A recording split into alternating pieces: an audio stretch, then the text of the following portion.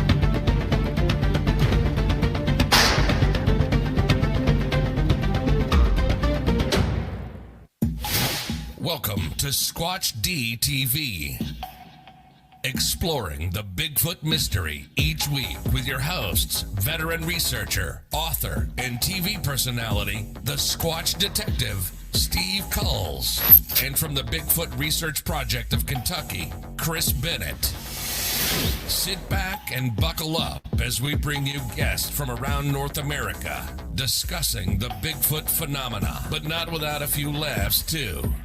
Here are your hosts, Steve and Chris.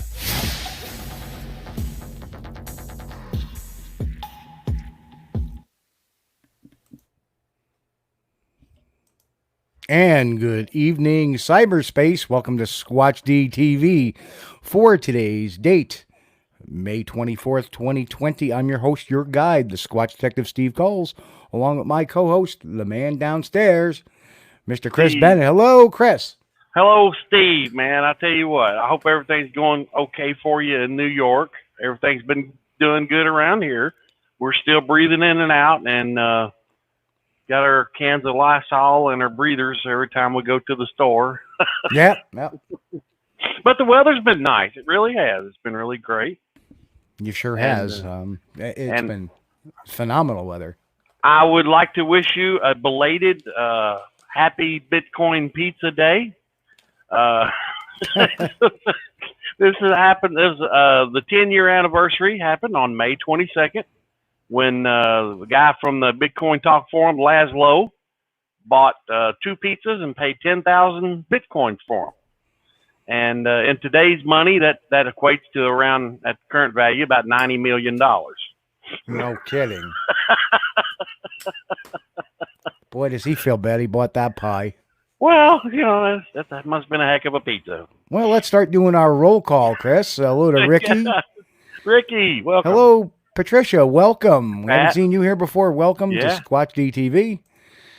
And Thomas said last live show for a while, go back to work next Sunday night. Well, I'm glad to see you're going back to work. Yes, good deal, Thomas. Good and bad, but we'll catch you on the replays.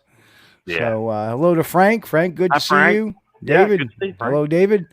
Dave. And whoever else is out there, welcome. Well, what an interesting week. I do have some sad news to break, everybody. That for those who don't know, John Tomical, the man who published The Creature, and who I believe is the actual author of the work, actually passed away a few days ago. at aged 92. So our condolences to his family and whatnot. And pictured there is Ryan Cavaline, who's doing Mountain Devil 2, The Search for Jan Clement. And he did quite an extensive interview with John. Yeah. And yes, Patricia, thanks for watching for the first time. Hopefully it won't be the last time. Welcome. We try to keep it fun here, and we try to keep it informative. Yeah, so I'm actually going to be in a small part of Mountain Devil 2 via interview. My thoughts on that, so that's kind of cool. But, yep, very, very sad day that he passed away. Well, God bless him. He made it till, what, 92? 92.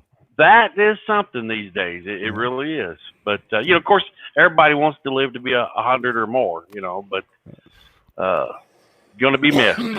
Well, I have an aunt that is 105. Wow.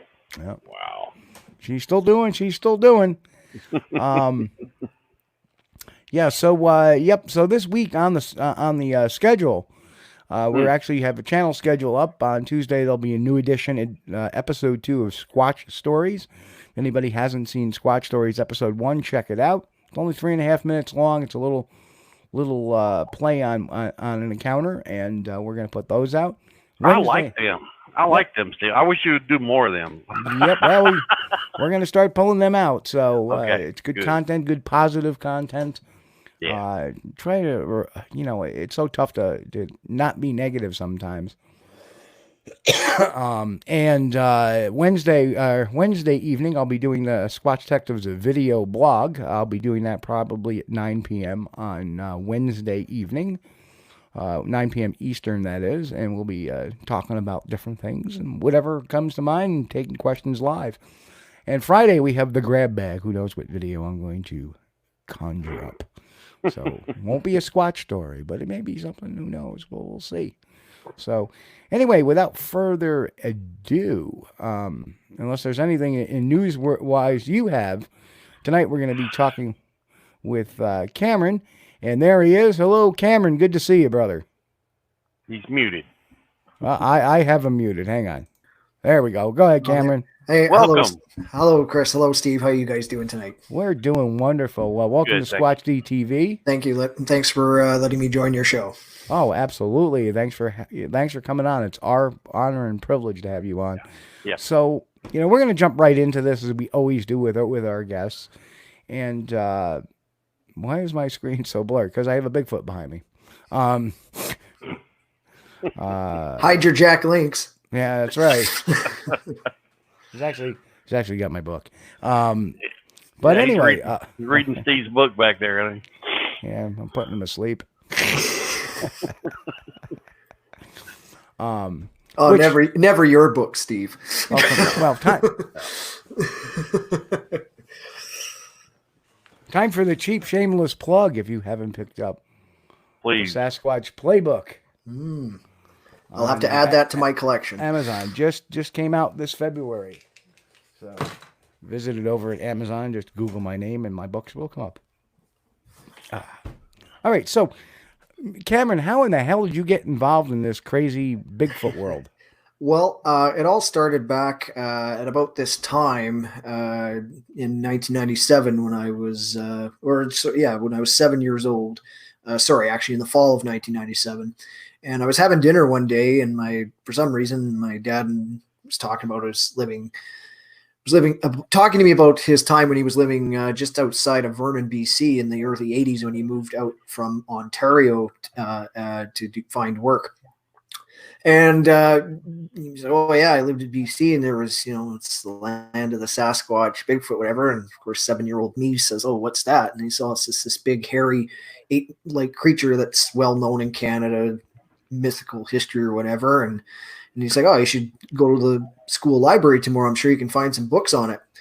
And I did. And from that moment, I was hooked. So, of course, I grew up, and I came in right at a good time. The Four Horsemen were still around. Renee DeHinden, who I got attached to really quick, Peter Byrne, John Green, Dr. Grover Krantz. You know, they were older, but they were still around, and they were still on TV, whether it be documentaries like Sasquatch Odyssey, which was my real first Bigfoot documentary I watched and got into. And then one day, my dad showed me the Patterson film. It had to be on it was on TV for some reason, and I saw it, and it instantly hooked me right away. And so, from about 1997 till about 2017, I did about 20 good years of research as a kid. You know, got what I could do. Then I tried to go in a different avenue of doing sports broadcasting and tried to get into that. I ran a couple of YouTube channels, but unfortunately, it just wasn't getting me anywhere. So I made the decision to come back into the Sasquatch world because I thought, well, I know more about that.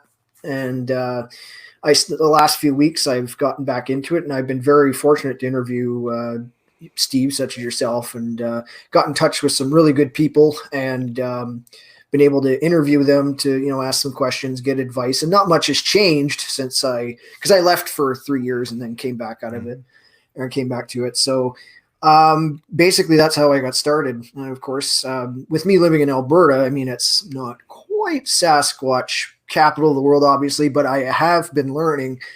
There has been quite a bit of activity in Alberta. And so my focus is, I know there's a lot of what I kind of got some advice from Mr. Byrne and Mr. Cliff Brackman was, and Mr. Thomas Steenberg, who also gave me some really great advice, and so did Steve in our interview, is basically, you know, stick close to home. You know, back in the old days, even Mr. Byrne said, you know, he'd drive 500 or so miles in the old days, and he said that's just not the smart way of doing it anymore. He said best way to do is stick close to home. So I thought, well, what's close to home for me would be the Jasper, Banff, Nordig kind of area.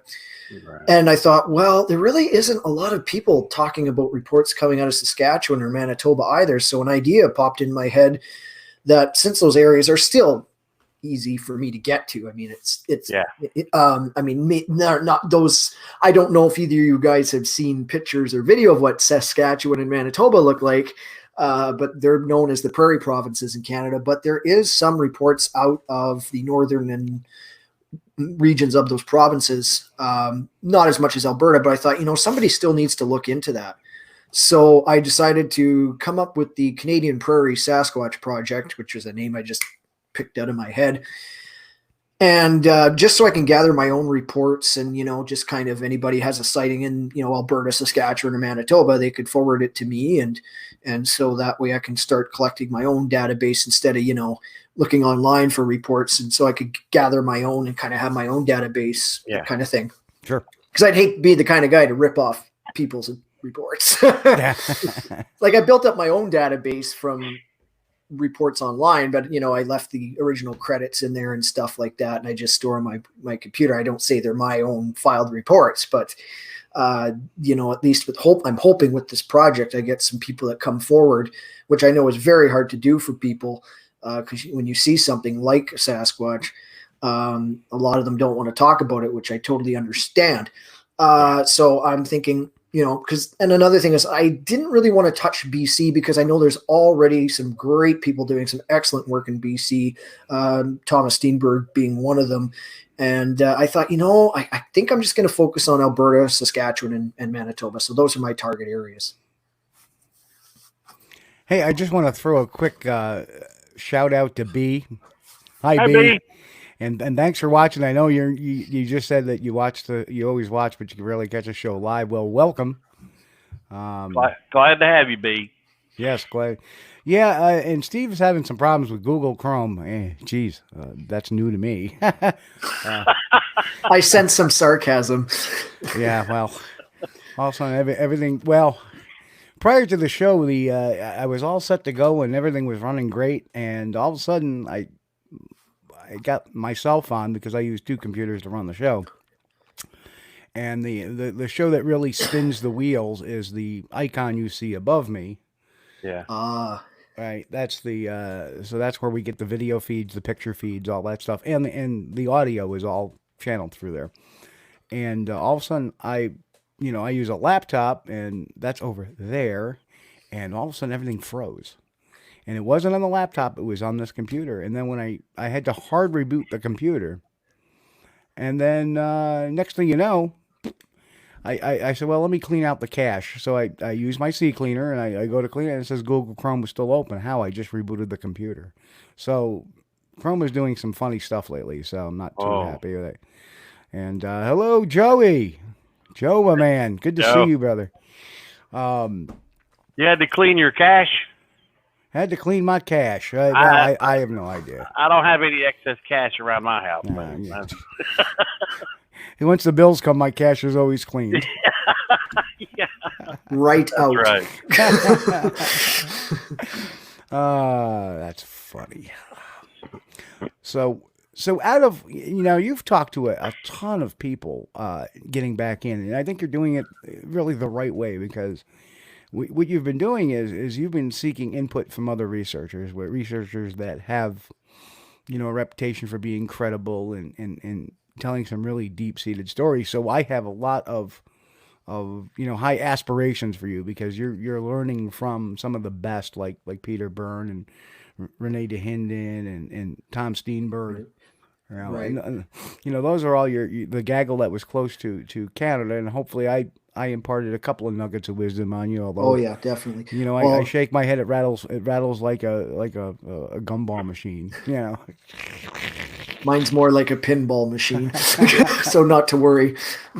Unfortunately, I mean, I didn't personally get a chance to talk to Mr. DeHinden. He passed away in 2001. But when I say I got attached to him, it was more so his attitude, and more so the fact that his seriousness and his, shall I say, take no BS kind of research way is what I kind of, that's why I kind of latched onto him, right? Because, he'd always say, this is no game, you can't be stupid about this, so, so, that kind of accent, Mr. Steenberg can do a much better accent for an impersonation of Renee. And it looks like Tom is having some issues with his, I have no idea what's going on.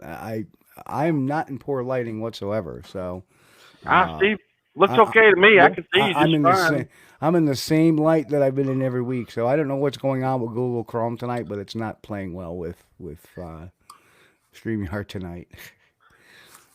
So. Well, I can see you just fine, Steve. My computer is a dinosaur too. I buy my wife the best money can buy, but I use the best I have. So I've got like a 4th generation Intel here, so that's good enough for me. Happy wife, happy life. That's right. That's right. Okay, so out of all the folks you've talked to, who, and I don't want to give away some of your stuff. Out of all the folks there, who imparted you like the greatest amount of wisdom? Please don't say me. Don't say me. Well, you're in luck there. Well, honestly, I like 10 years ago, I got the opportunity, like I said, to talk to Dr. John Bindernagel, who I first saw on a documentary show up here called Creepy Canada. And he was the first like pro researcher I got the, the courage to contact and whatnot. And, he really helped me out, 10 years ago. And unfortunately, and we always kept in contact until the day he passed. And I never got the chance to go out there and meet him, which was really hard for me to get over. So, but getting the chance to talk to Peter Byrne was unbelievable. Here's a guy that I grew up watching on TV, reading in books, seeing on TV, and you're actually talking to him on the phone. And it just was like, I was shaking. I called my girlfriend right after it happened, and I was like, oh my God, I'm shaking. Like, I can't believe it. I talked to him. I was on such a high that it was, it was, and then also I got a chance to talk to Bob Gimlin 10 years ago, and that was cool. But I was mostly getting my own kind of report about his encounter, which we all know about. I did get a chance to talk to Mr. John Green as well 10 years ago, and that was amazing. So to me, it was definitely the original, talking to 2 of the original 4. Also, Dr. Meldrum out of Idaho State University, I had a really good conversation with him. I didn't expect I'd talk to him as long as I did. I kind of thought, he's busy. He'll probably give me 15 minutes. I think we talked for almost 2 hours. Wow. And yeah, so it was really nice for him to lend his time and kind of just, here's, look for this. And because I wanted to ask him about the Bosberg footprints, and because I talked to one person and he said something, and then another person said something. So I'm like, I'm going to ask Dr. Meldrum, because he would probably be the guy to talk to about, that kind of thing, with it being footprint material. Right. So, and his answer was exactly what I expected. So those would be, I can't really just pick one, but if I'm being forced to pick one, I'd say Peter Byrne, because he's been doing this since 1956. Yep. Right. One of the originals. Yeah, so it's just unreal. And he's invited me to his place. I'm hoping to get down there at some point in my lifetime, but unfortunately with this COVID bug going on, who really knows when a vaccine will be available and safe to travel. So that's really up in the air, but he's been helping me out a lot. Yeah. Now, you see, and one thing that really impresses me is that you have all these people, and you hear things about people saying, oh, they're this, they're that, they're this, they're that. But they lend so much of their time, like Dr. Meldrum. He's taken a lot of hits over the years. Oh, he's in it for the money. Especially that one guy from Canada there, the hunter guy, who's slamming Meldrum all the time. Here's a guy, these people are dedicating their time to make sure this guy gets off on the right foot. And I think that's incredible. Yeah. And that's moxie. I mean, Cameron, I applaud you for reaching out, Right. saying, hey, I'm going to, because I never even did that. I was kind of, shy about that whole thing when I first got involved. I'm not going to contact these people. They didn't want to talk to me. But you had the moxie to say, I'm going to see if they'll talk to me, Yeah. So and another cool interview I did was a guest that you had on your show a couple weeks ago, Carl Crew. He was kind enough for me, or let me interview him and kind of get an own personal story about how Jerry Crew found those tracks. And there was stuff he told me that I never heard before or read in books. So it even solidifies that story even more for me, knowing that, yeah, those are not Ray Wallace footprints that were found by a bulldozer in 1958 at all. Like those were, that was the beginning. And everybody, even Peter Byrne gave me, there's one guy I'd like to talk to, but hasn't gotten back to me yet. And that would be Larry Lund. I'd like to talk to, but of course he might be busy with other things. But honestly, just being able to talk to who I've talked to is, and Cliff Brackman as well really helped me out. He said, give me a call anytime. Like such a friendly guy. I mean, he doesn't seem to have an ego. He doesn't seem to, there was one person I really wanted to talk to again, but that kind of turned into a bit of a not a battle, but it didn't really go anywhere. So I backed off on that one. So I kind of was like, okay, I'll just leave that one alone. But I don't really want to mention names or anything. But no, everybody that I've talked to has been helpful, including you, Steve. And it's just amazing how that's the thing I told my girlfriend. I said, boy, I tried to do sports broadcasting, getting into that for 3 years. And I talked to some people and it never really went anywhere. And I was doing a lot of videos on YouTube, and I just, over the years, it just really started to decline. And it just made me lose interest. And one day I was literally cleaning my room and I look on my bookshelf and I say to my girlfriend, I said, what do I have on my bookshelf? What do I really have a lot of? And she replied right away, Bigfoot books. I said, that's exactly what I should be doing. And it's been easy peasy ever since. Now, what's some of your reading collection? I mean, what are some? God. Well, you have to show me, but you know, if you want to. Let me grab a few here. They're right beside me here. And that's funny because I'm going to be doing a video blog this week on reading material, a necessary thing for Sasquatch researchers. So yeah, that's a nice thing. Even though some of these guys have passed on, their books are still available. Yep. And you can actually get to know the person by reading the book. Yep. Well, at least how they want you to see them. Yeah. So some of these are second editions because I had to replace them because I've had them, like this one here, written by Lauren Coleman, The Field Guide to Bigfoot and Other Mysterious Primates. Yeah. I mean, this is a second edition. I did have the original, but unfortunately the back totally broke off. So this is definitely a must-have because it's got, like all the things you really need. The one, and of course, you got to have a copy of this, you know, in your collection. I've also have the Meldrum, yeah. So I got to go through that one as well. And of course, you can't be a Bigfoot researcher and not have a copy of this as well. Yep. This is another must-have to me. Sasquatch: Shapes Among Us by John Green. So far, I'm 3 for 3. Yeah, I have all 3. And this one is the one that I most recently finished. This was the John Bitternagel's first book.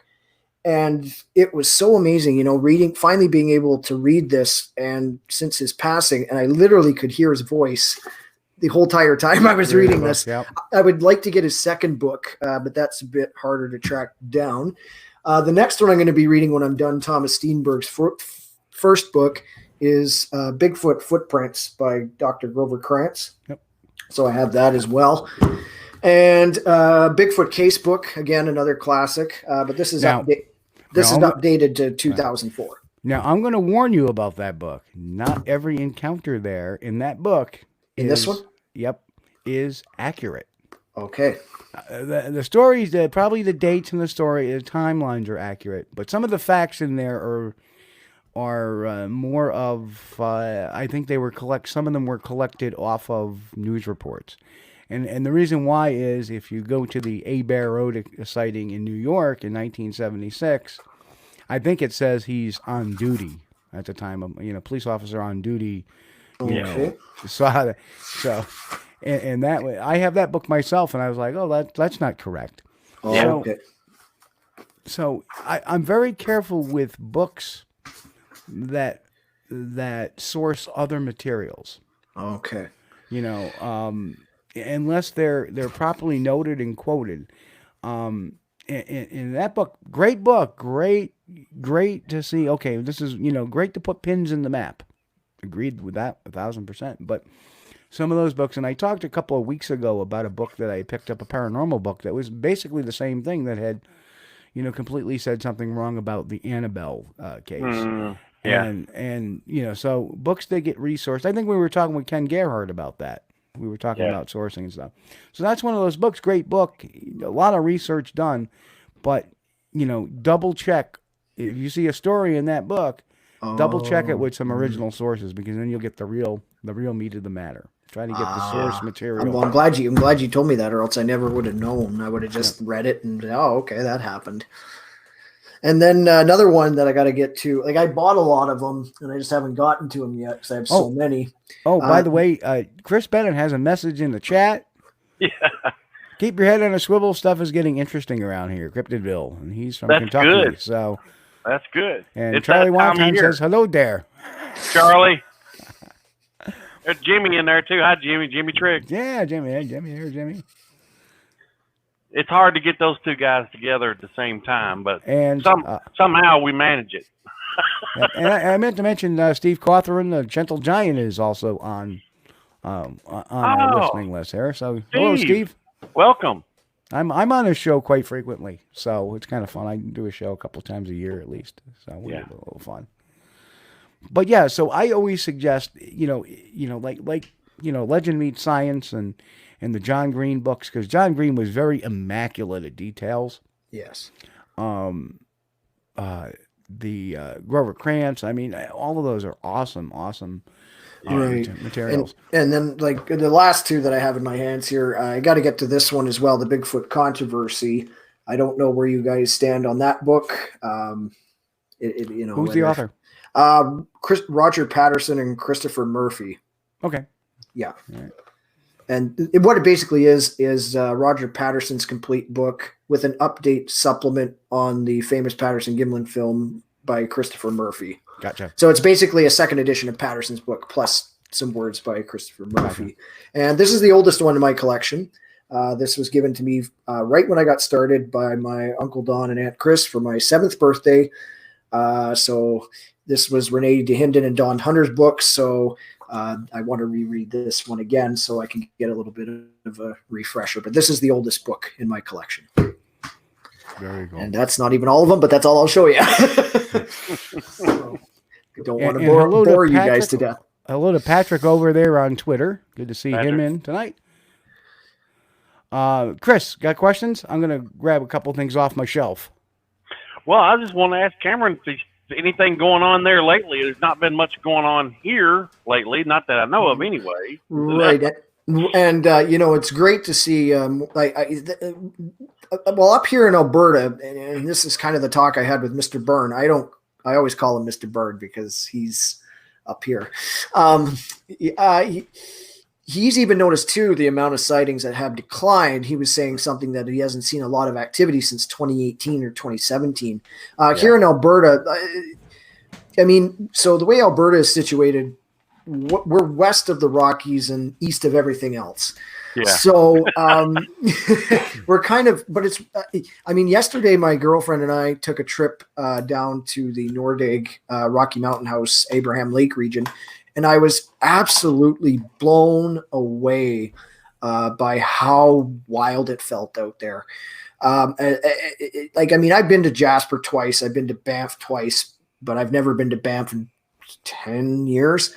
And that's where I was hiking around yesterday. And it just felt different between those two. And a feeling came over me that, man, if Sasquatch is going to be in Alberta, this is the spot where it is. And it just felt different than being in the nice, friendly confines of Banff and Jasper, where there's way more tourism and towns.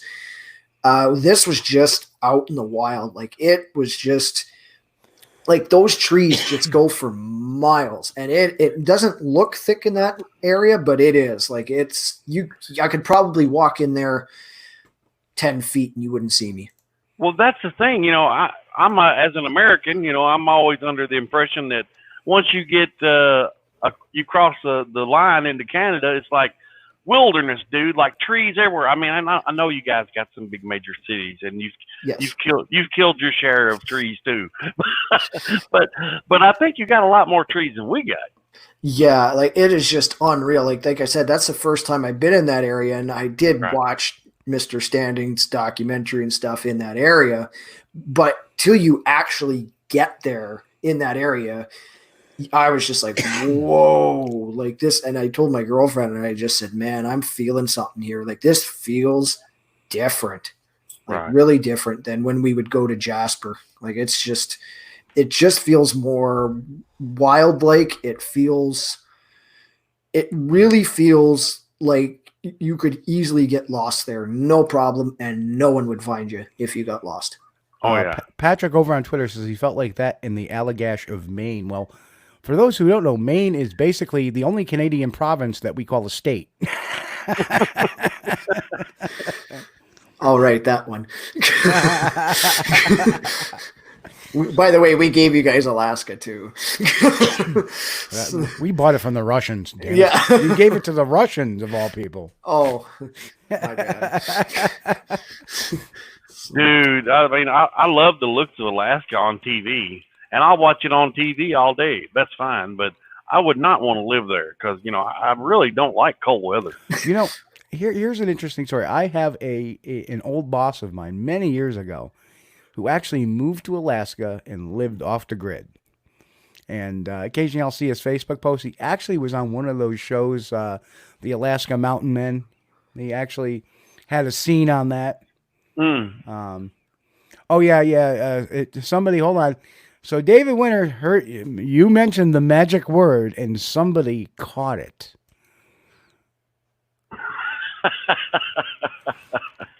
So I don't know if you're willing to go on record what you feel about Mr. Standing, but here's your opportunity. Well, I'll just instead of getting you in a whole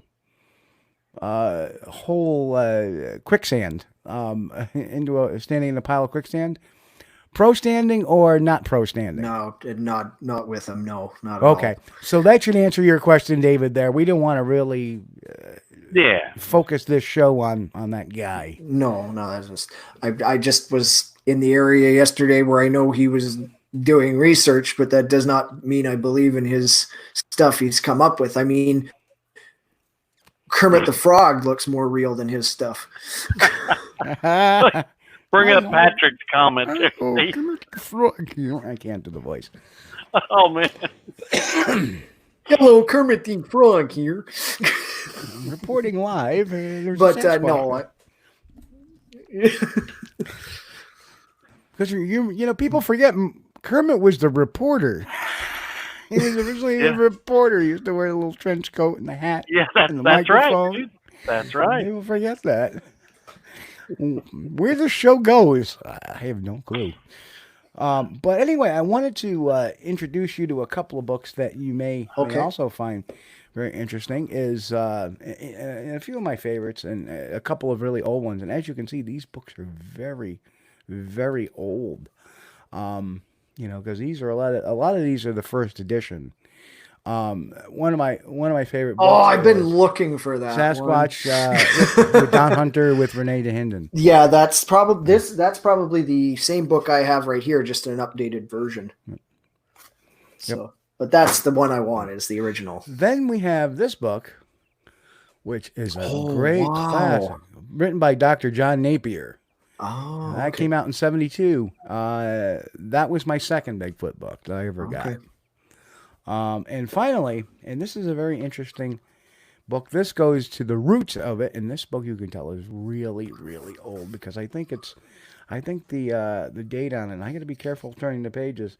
Yeah, the copyright was the year of my birth, 1969, and that's The Abominable Snowman, written by Eric Norman. Oh wow! And a lot of people don't know Eric Norman was a pseudonym for John Keel.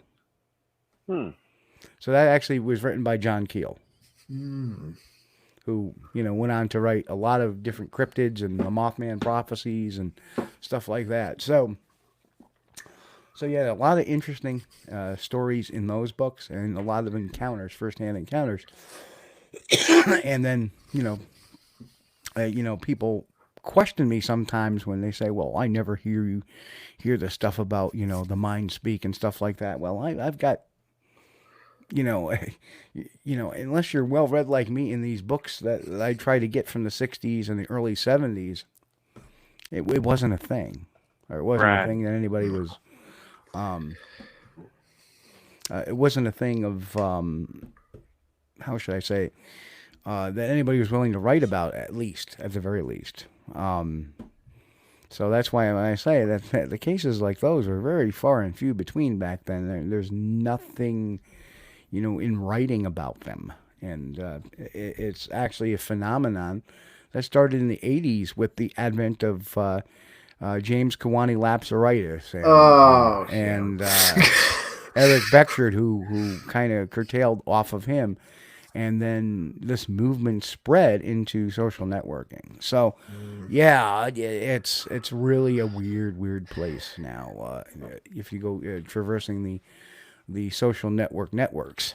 So, you know, I've always stuck to what was written in the 50s, the 60s, 70s, and a lot of the 80s.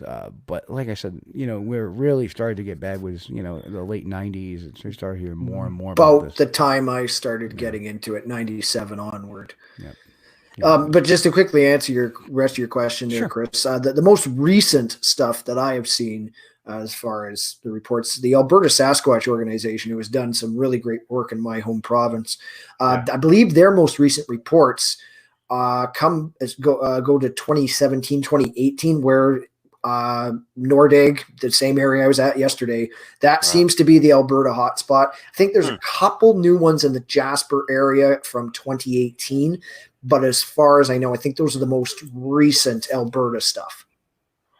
That's interesting. Another thing I was going to ask you, Cameron, what do you think that these creatures are like mainly just biological, or do you think there's some sort of paranormal aspect to their existence? Well, I'll answer that question for you very easily. No, it has nothing to do with UFOs or aliens or any of that crap. It is to me, a unknown cryptid that we don't know is if it's more ape than human. To me, I did toy with the theory at one time that I thought they might be a hybrid. of human, like more like absolute 50-50 human and ape. But then when you really think about it, we're ape too. So that theory carries nothing.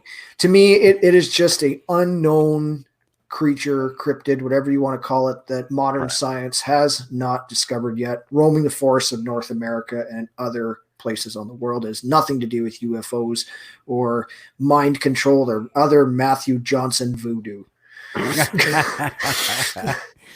Oh, he said the J word. No, it's fine. Not that. We're not afraid to take anything on here, so nothing is taboo on this show. There are shows that dance around topics, and there's shows that'll dance around hoaxes. There are shows that'll dance around misidentifications. We don't dance around here. We're about the truth. Yeah, and that's the thing. I'm a straight. That's why I kind of coined myself after DeHinden. I guess animal is a term I could use loosely, but when I say animal, I'm like DeHinden once said, I'm into Sasquatch in the bush on the ground. I'm not into the Sasquatch, whatever Lapsarautus has in his mind. I just, to me, it's something out there that we have got to find. And my girlfriend actually came up with a really interesting theory. And this is a good question to ask. She thinks that because the sightings have been kind of low, could it be possible that they're going extinct at this point in time? Because, when you look at the charts post Patterson film, when everything kind of skyrocketed, and now even Mr. Byrne told me a lot of it has gone quiet. Could it be possible that we could be seeing the early extinction of Sasquatch? Ooh. Interesting. Interesting point. Well, I hope not. Well, if you think about it, these creatures are rare as it is. So maybe, there's researchers out there that'll tell you they see them every day. Do I believe it? No. But are they going extinct? I think they're so rare as it is and rare to see as it is that I truly think that has there been a downturn in sightings? Do you know what I really think happened? Finding Bigfoot went off the air.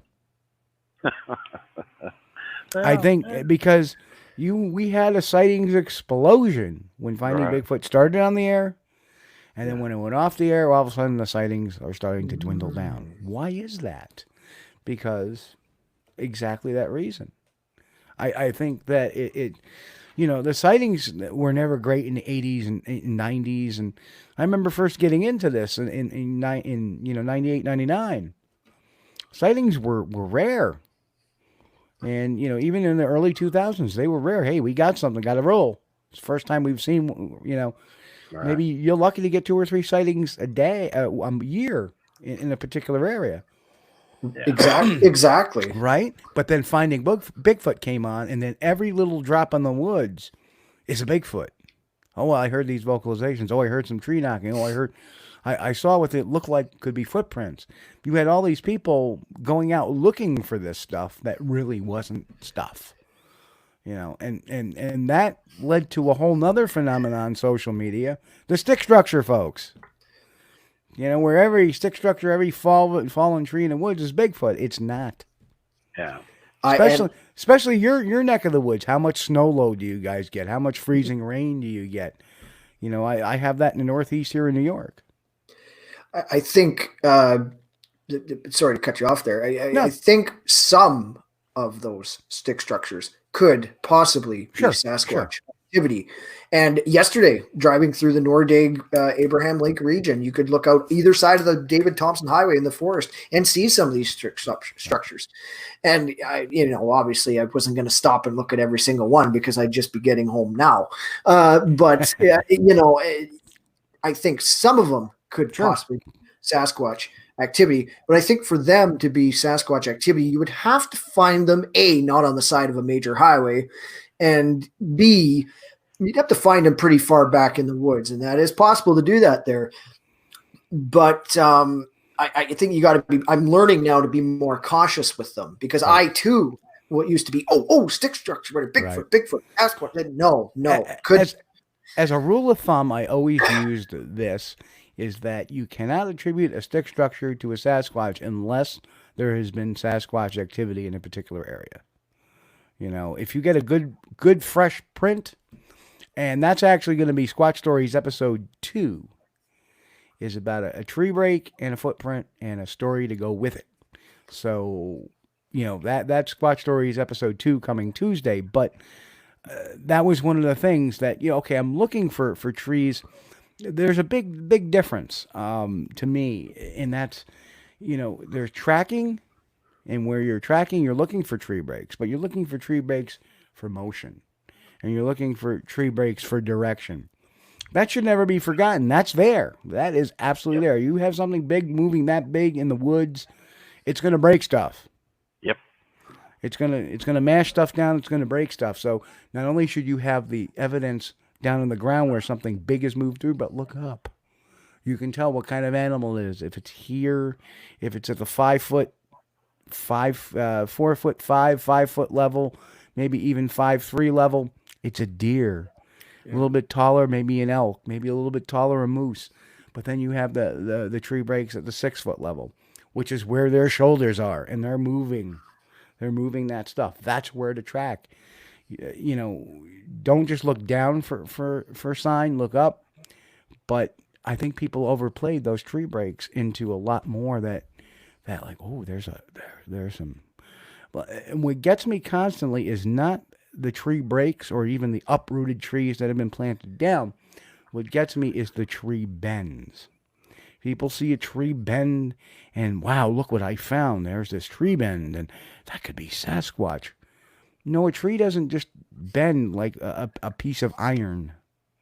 When you bend a tree, it snaps back. So in order for that tree to stay that way, it's got to be down there for a couple of weeks.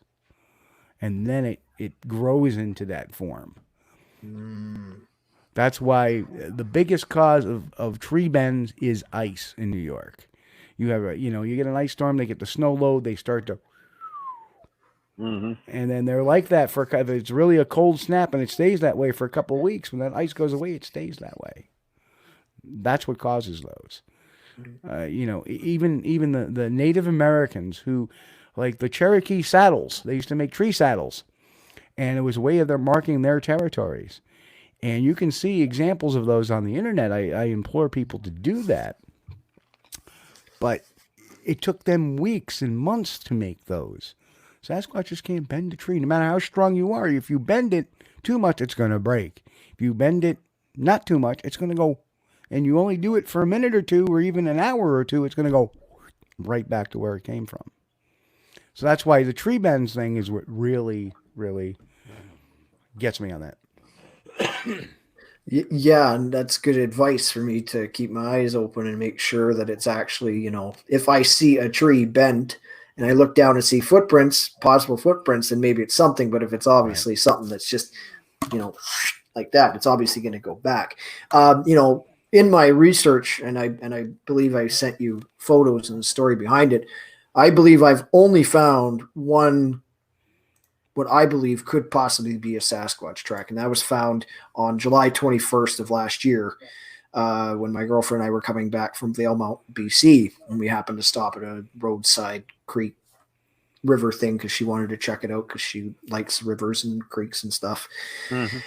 And now I've sent Steve a copy of those pictures, and I actually made a rookie mistake. I made a very rookie mistake and did not have a ruler or tape measure with me at the time because I wasn't expecting to find anything.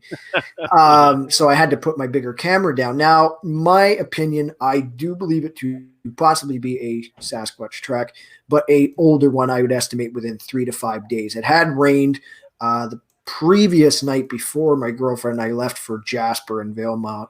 So I believe some of it was washed out. It was, and I barely saw it. I just happened to look to my left and see it. And then of course it may not be nothing. I've sent it to Dr. Meldrum. He said I might possibly have something. So did Mr. Steenberg. Mr. and said it might be possible. All of them said it might possibly have been something.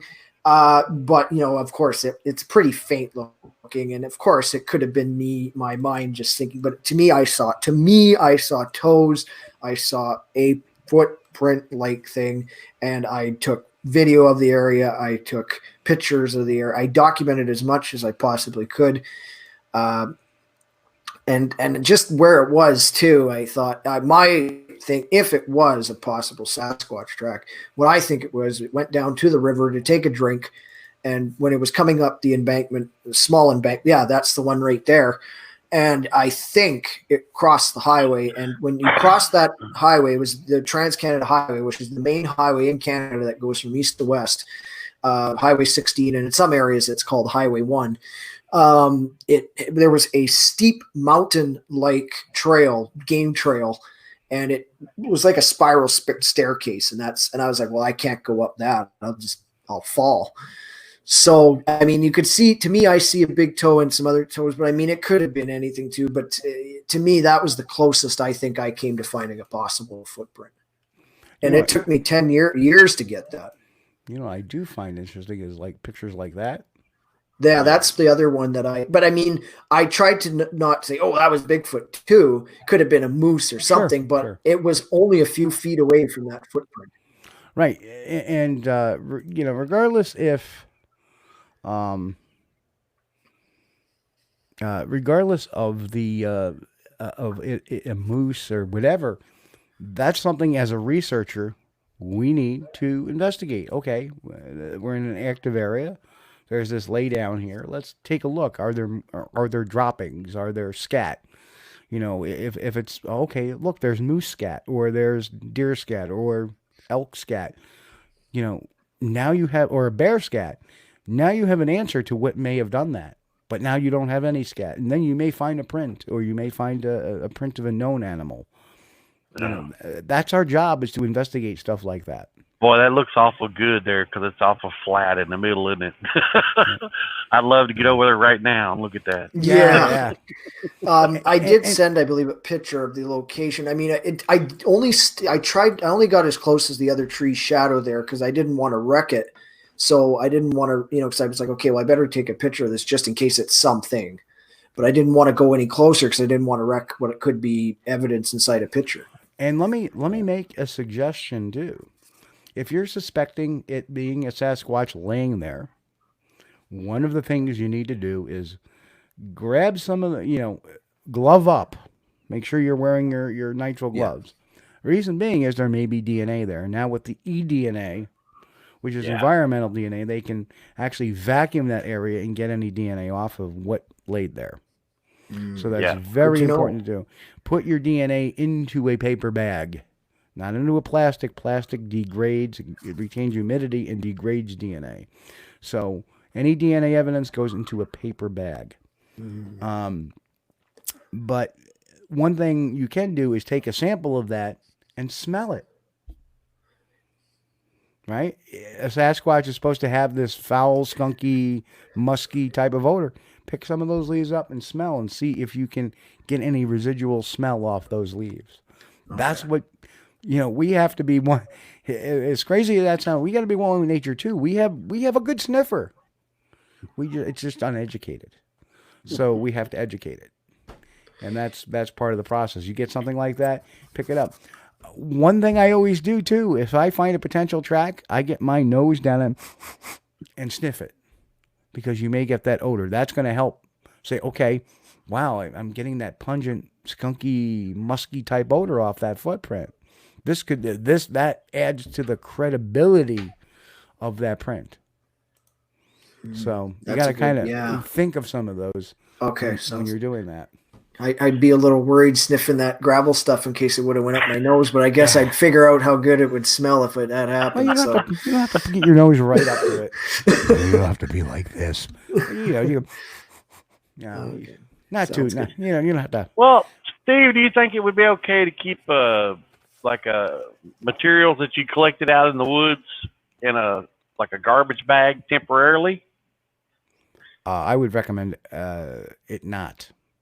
Well, here's the thing. See, part of my new protocol that I have decided to do after some of my last encounters was if I ever run up on like a family group or a group sitting in one area again, after I leave that area, I will come back later when they're not there and collect all the leaf litter from the entire area where they were sitting.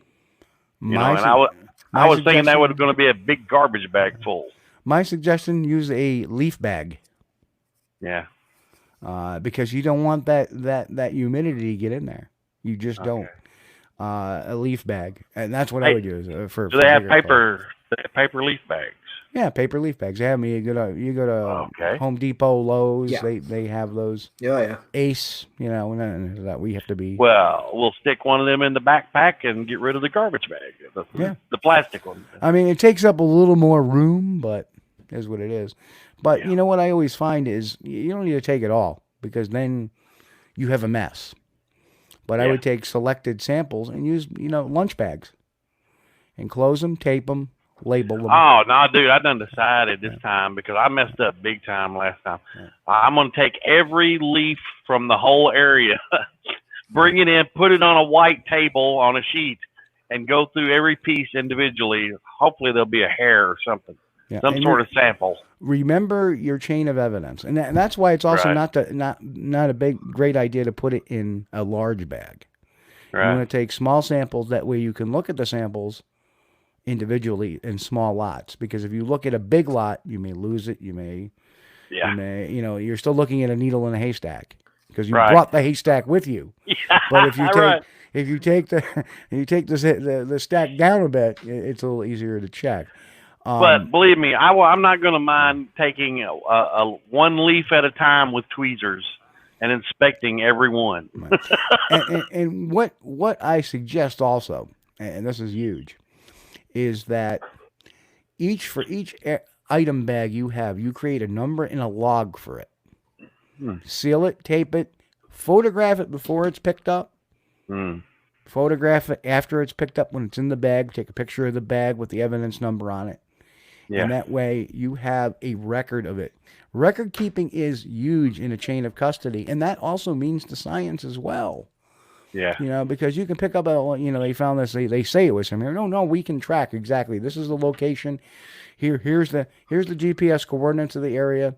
Here's the picture of pre-collection. Here's the collection. And there's your sample.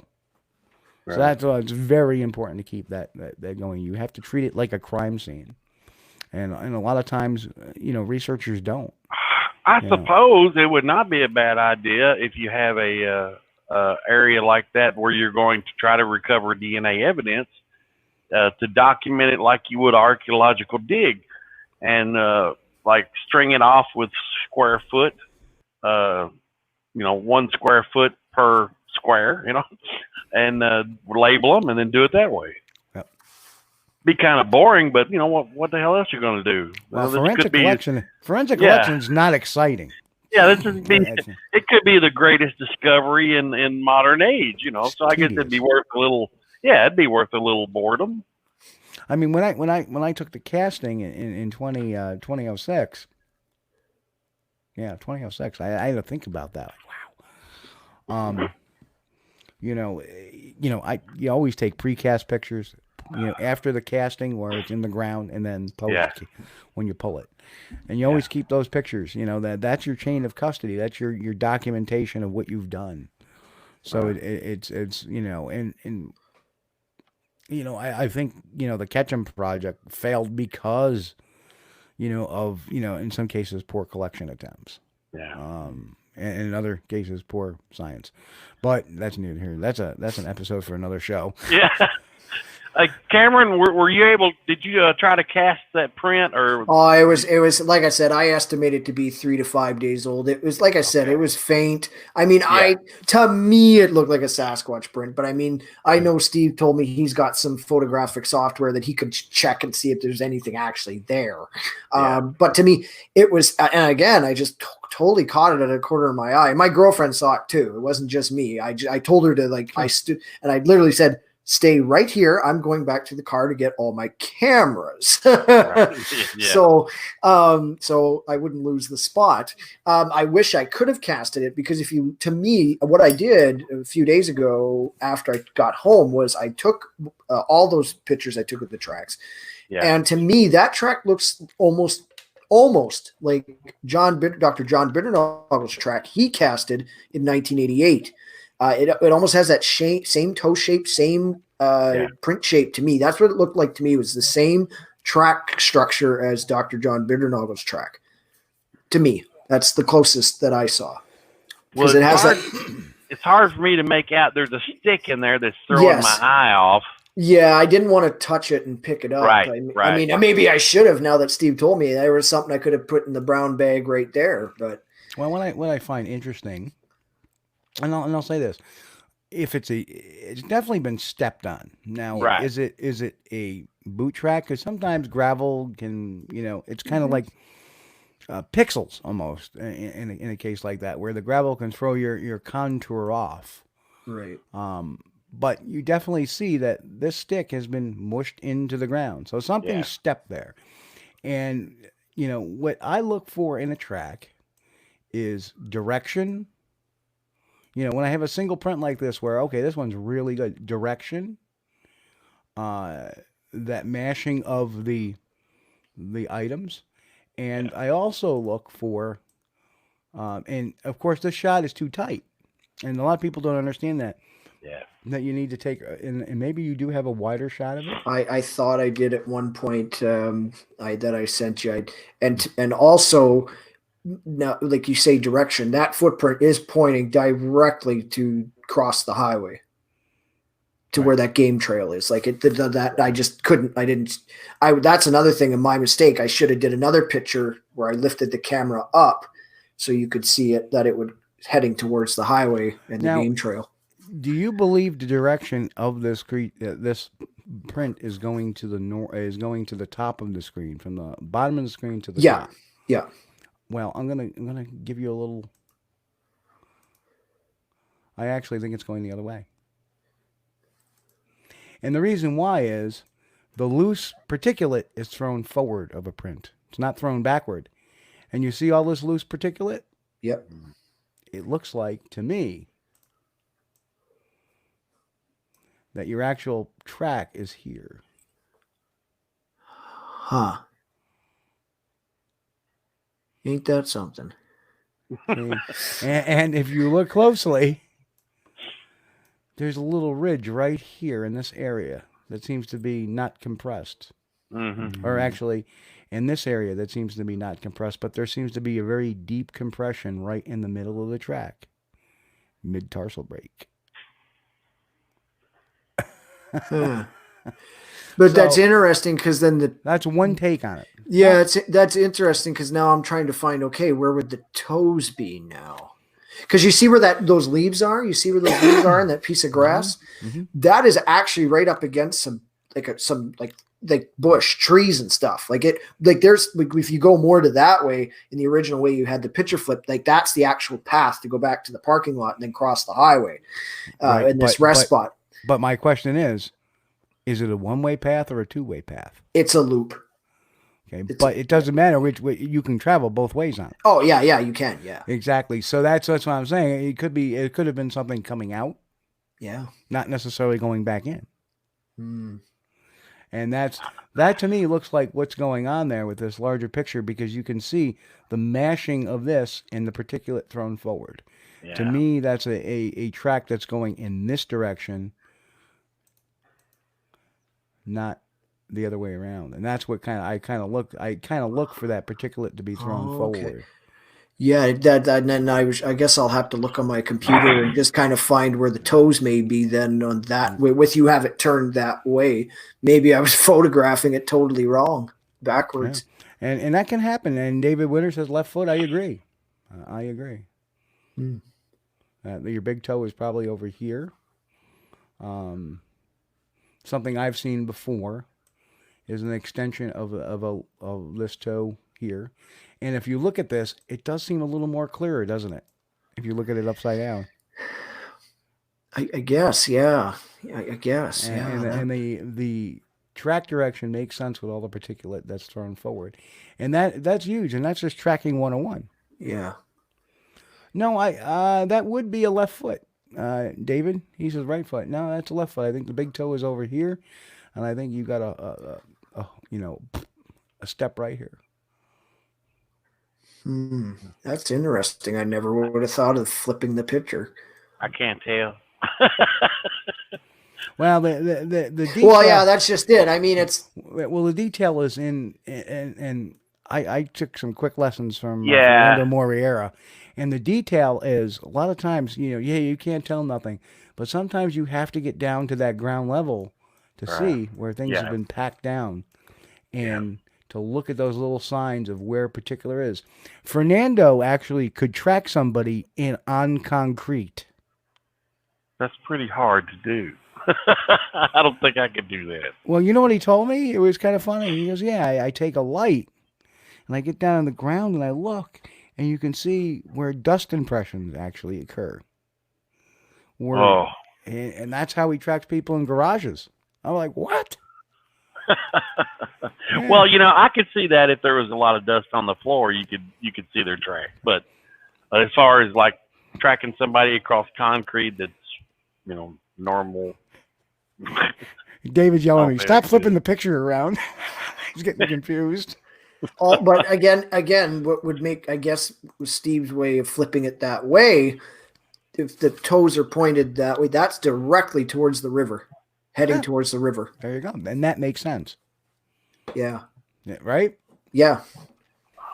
I mean, there is a possibility it could be the other way, and it was heading back across the highway to go back to the game trail. Right. But with me not being there, seeing what it actually was, who knows? But that is very interesting. And I think, remember our conversation we had, I said, you got to remember the basics. And a lot of times what people do, I'm not saying this is you all the time, but a lot of people say, well, there's a print. Hold on, time out. Let's look at there's been, I've seen this, this hoaxed track. And this is not one of those, I can tell you, because everything is the right way. This hoax track where you can see definitive toes going in one direction, but all the particulate is thrown backwards. And that is not how it works. That's not how it works. Not on a flat piece of ground.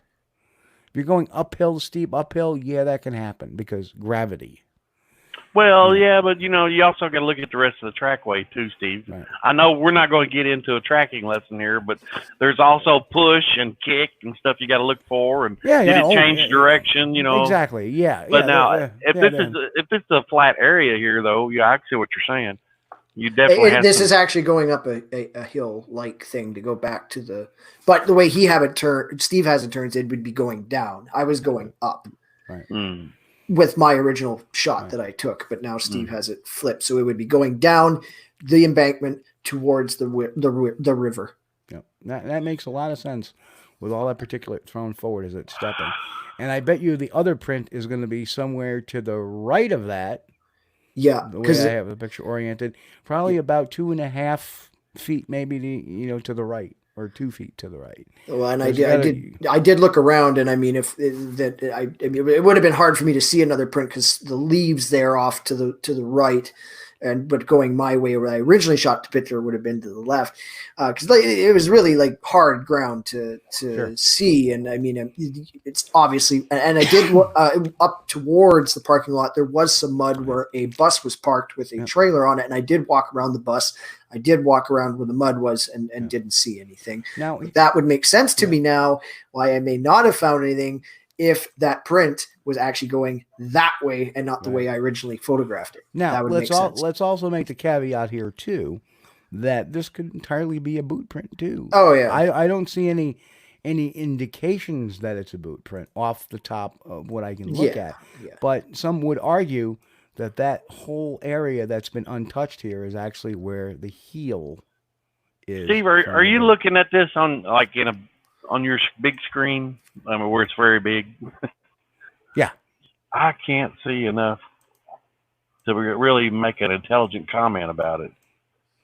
So anyway, this is the back, and you can see where particulate has been mashed into the ground. I can see that. Yeah. Definitely, and that's something crushed that gravel. And then as we pull out, now you can see kind of the foot line runs about this length right here. Okay. Okay. Or the boot length. But anyway, you see the particulate in front of the print that has been thrown. Right. Yes. Right, and you can see that this all looks like it's been thrown forward. Yeah. So, and of course the little particulate too, and that we expect. We see also we see this naked strip here. See how it's naked right in here? Mm-hmm. Yeah. And then over here we see all the particulate start to pick up a little more denser than say in the normal area. So to me, that then again, it could be part of the wash. Well, it's definitely there's definitely some weight been applied there. Yeah. Something stepped there, and that's about as much as we can take from it. Yeah, and that's about all I could take too. But that's really interesting. I'll have to go back and duplicate one of those photos and flip it around and look at it myself on a big screen, because that's interesting how you totally that's. I never would have thought of that. Never would have thought of that. Now that's really cool. Yeah, that's how my mind works, though. Oh yeah, completely backwards. Steve's got like what is it, Steve? About a 27-inch monitor there. You look at stuff on, or no? Actually, that's that's my main screen. This is only the 22-inch monitor. Okay. And then I have a 17-inch monitor over here. I think my computer's 27-inch, so I'll be able to blow it up pretty good. So I like mixed comments. Funny. Yeah. Yeah. If he got in the stash of if the Sasquatch got into the stash of moonshine, he would probably be making tracks left and right. Be wobbly. Yeah. Now, what do you think of Jacko? Have you? Yeah, I've definitely heard that story before, and I think it's something pretty legit, considering the date of when this supposed event took place. I've never been to the actual site where it was, but I know Mr. Steenberg knows where that site is, and the original train tunnel is still there, or a tunnel that was there. I think it could have been legit. It's a shame that no one took any type of hair sample, but obviously in that point in time there was no such thing as DNA. So I mean, to me, with it, I think older stories are a little bit harder to fake because there wasn't such a thing as social media and YouTube. There was, though. And you know what they were? The newspapers. So to me, they're harder to prove that they're fake. Not so much that they're hard to fake, because anybody could have printed anything in the day. True. So not that we not that journalists have ever had fake news. I'm not touching that one. No, I think it's a very important story in the history of the Sasquatch and research and history, but it would have been nice for it not to have disappeared, unfortunately. What I find interesting, the most interesting aspect of that whole thing is how it was breaking and twisting the twigs. Yeah. And Chris that was the thing that really turned me on about that story, because it had a particular way of breaking a stick by wrenching it. And that's pretty good. That hits home. Now, my question is that a story based on stories we've never heard about? Or is it the real thing? And this is just something first time observed. Hard to say. Because, for all we know, people could have been talking about strange tracks and something twisting trees as it walks or as it moves through the woods, which we know they do. Right. Because they kind of take it and bend it down and break it, and take it and bend it down and break it. Yeah. Is this something that was known and they decided to incorporate into the story? Although that is a very, very tough fact to put into a story like that. So I don't know. And I watched a movie one time too, and they had an offshoot of the Jacko story. And in the movie, they had Jacko was a little Indian boy, and they said he wasn't hairy. He was a little Indian boy from a wild Native American. Well, I guess he wouldn't be. Not too racist. Yeah, no. We call them First Nations now up here. Oh, okay, yeah. Oh, they were definitely first. Yeah. Well, that's good to know. See, now I know the Canadian lingo for Native American is First Nations. Yeah. People. Gotcha. Just like if you ever hear anybody from England talking about quid. Oh, I need 20 quid. That's their equivalent to bucks. Little known fact. I need 20 bucks. I need 20 quid. It's their slang for money. But also though my local football team is called the Eskimos, so it seems to be a hot issue here in my hometown. Just like the Cleveland Indians and the Cleveland. Yeah, it's so the Washington Redskins is another one. It's so stupid. Hey, don't be doing that tomahawk chop, dude. Oh yeah, the Atlanta Braves. Nobody's talking about them. It's because they have like they have a couple of World Series rings. That's why nobody talks about them. If the Redskins had won a couple of Super Bowls, perhaps they would not be talking about their name. I think they've won 3. Yeah, recently. Oh, yeah. I think I was a little kid when they won the last time. How would you like to be like the... Oh, yes. In honor of Carol Baskin. The Detroit Tigers are being renamed to the Detroit Joggers. Thank you, Lowrider, for that thought. I saw that and I was like, I'm going to throw a Baskin comment in there. Oh, thank God that didn't happen in Kentucky.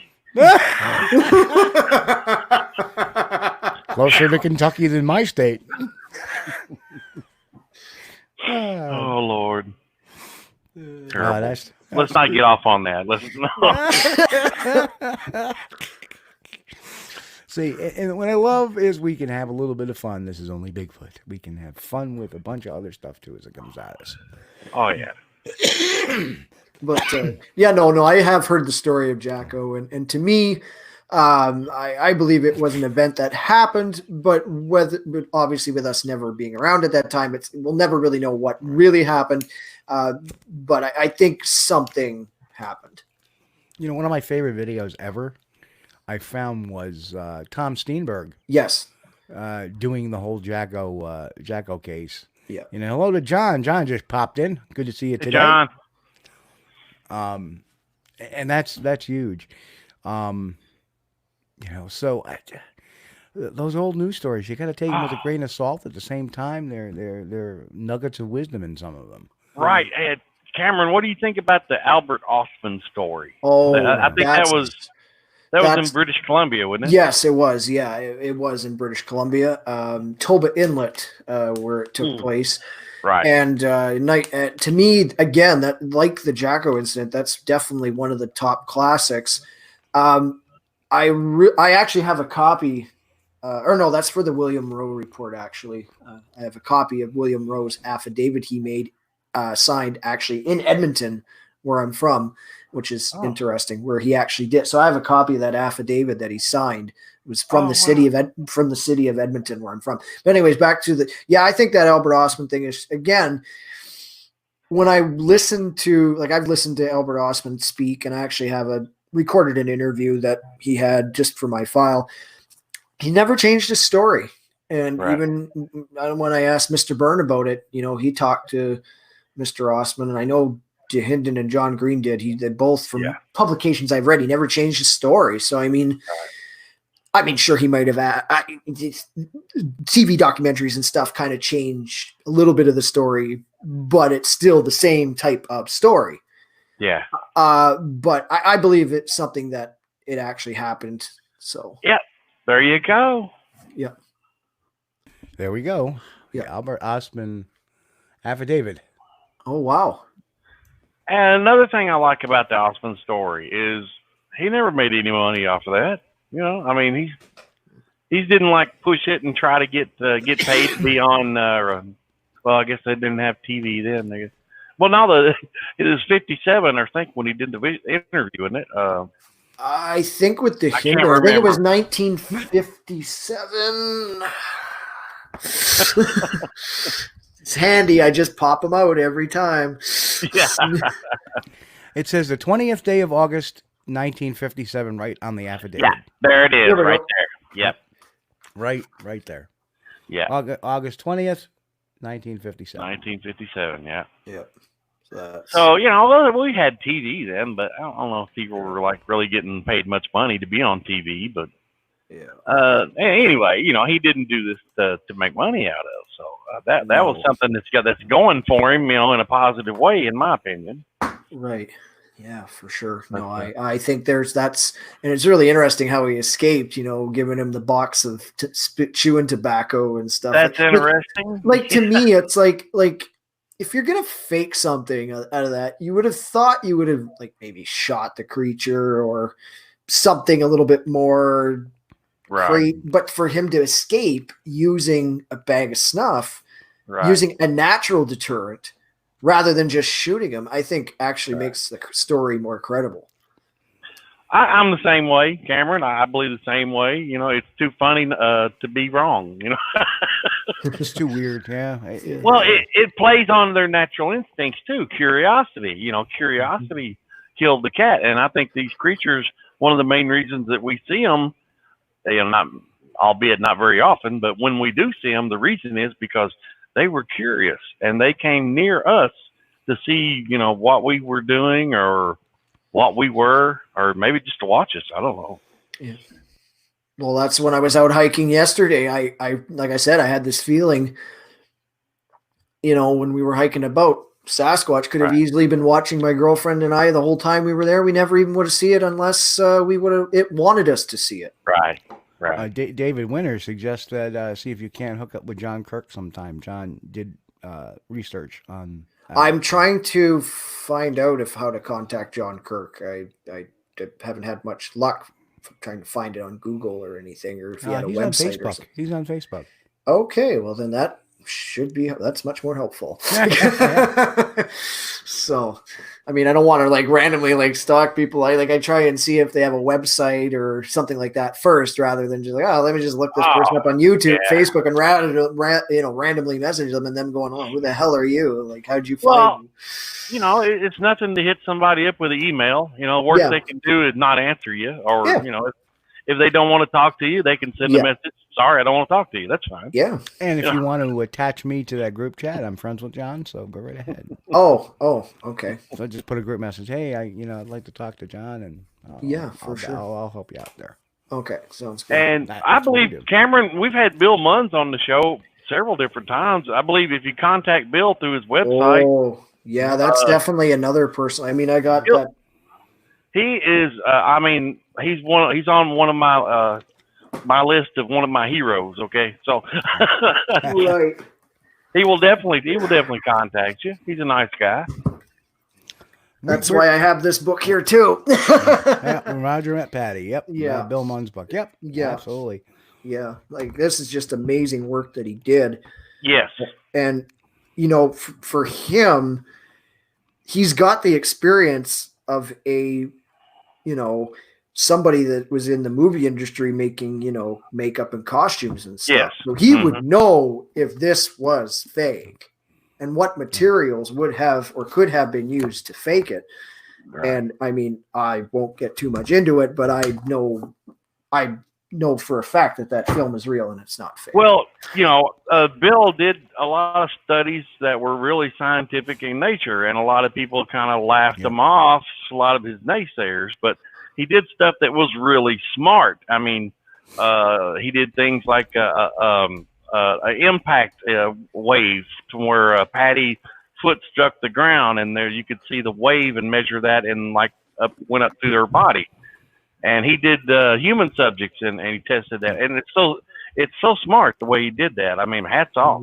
Yeah, it's amazing. And I've watched movies too on YouTube, and it's just amazing how he could say, if Patty or Roger Patterson's coming at this direction, the creature would have been coming at this direction, right.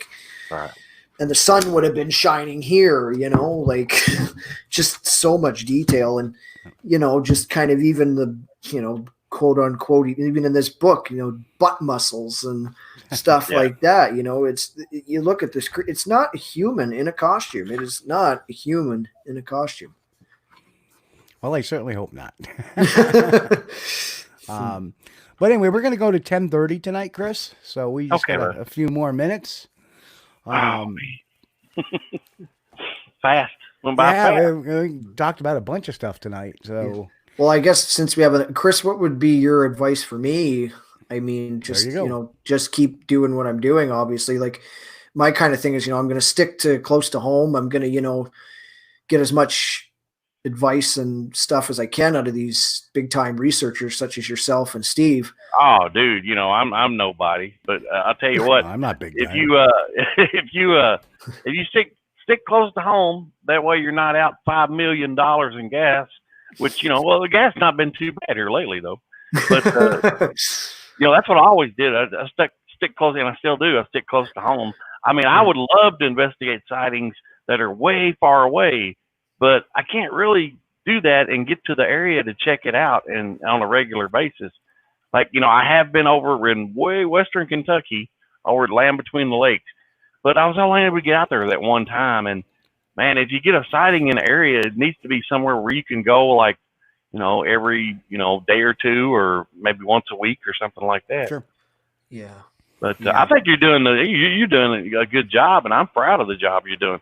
Yeah. Just don't be afraid to talk to people, dude, because I mean everybody puts their pants on the same way if they wear pants, and most of these guys you want to talk to, like Bill Munns and all these guys, that's they're great. Tom Steenberg, Steve. Tom Steenberg, I hate to say it, but he's a good guy too. Yeah, he's definitely been helping me out a lot, and he was the first. He was the first person I called when I got back into this because I talked to him a bit ago as well.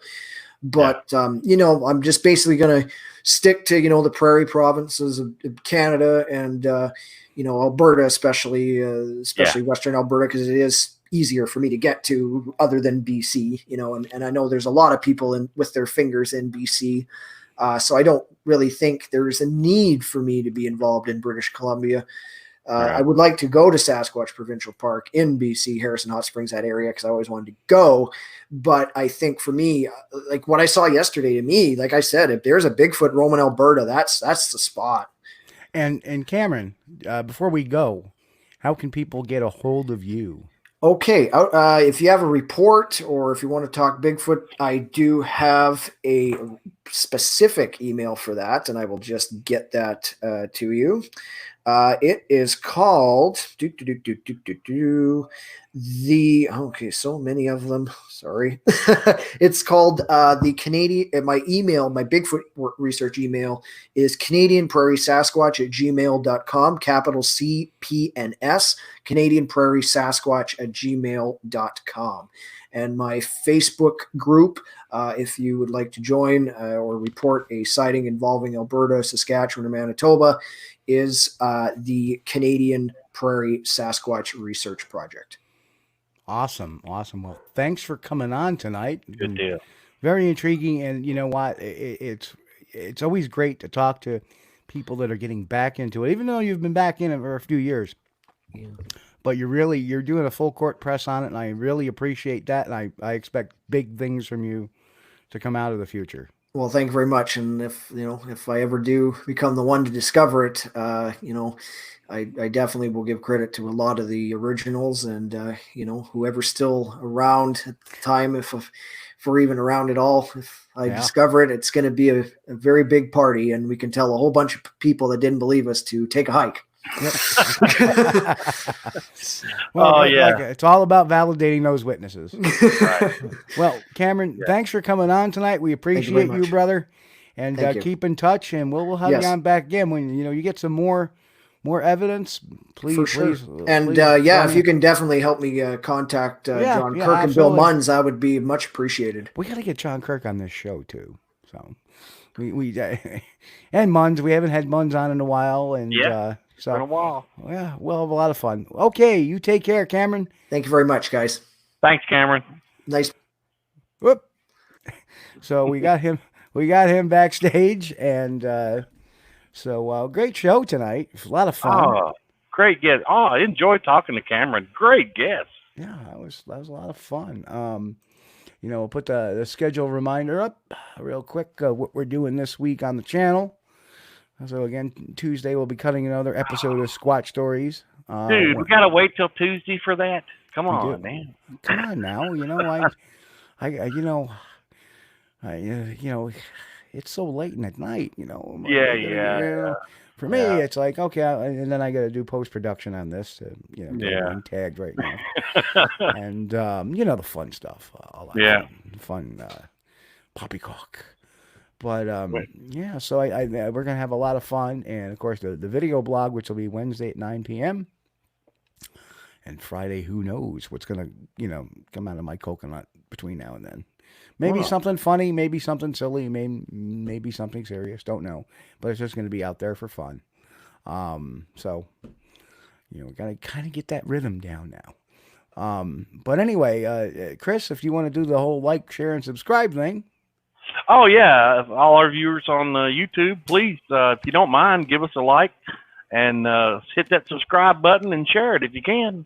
We appreciate it. Helps us out. Gives us more options to do with videos and stuff on the channel, and we sure appreciate it. And if you even are so inclined, hit the little notification bell. Oh yeah, ring that bell. Come on, ring that bell. Ring the bell. All right, folks, on behalf of me and Chris, I want to wish everybody a happy and safe week. We're getting through this. I think we're in the final stretch of this social distancing crap. But anyway, for me and Chris, everybody be safe. God bless. And, of course, keep on squatching. We'll catch you all here next Sunday night, 9 p.m. Eastern. Guest forthcoming. You'll be seeing it soon. Okay, folks, catch you later.